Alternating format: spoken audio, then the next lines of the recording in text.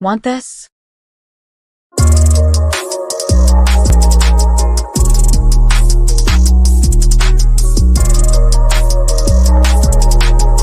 First, get all your clips ready in Capcut.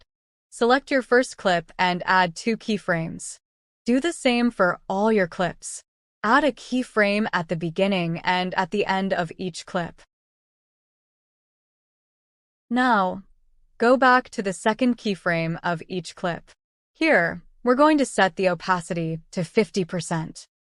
This will create a smooth transition effect.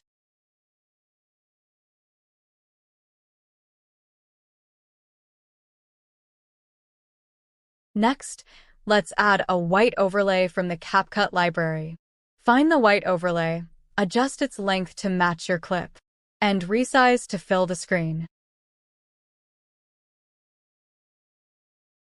Once the overlay is in place, go to the Splice option, select Overlay. Optional, you can set the duration to 80.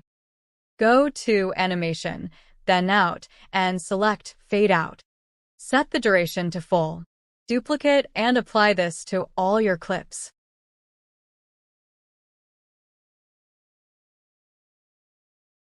Next, go to Effects, Video Effects, then Opening and Closing, and choose Diamond Zoom. Adjust the length of the effect to match your video. Go to Adjust, Speed to 100, and the intensity to 30. Add a keyframe at the beginning of the effect, and another at the end. Set the size and intensity to 0 at the second keyframe.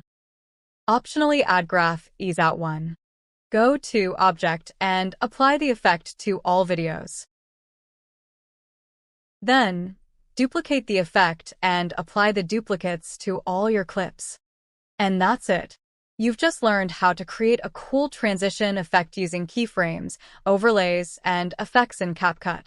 Give it a try and let me know how it goes in the comments below.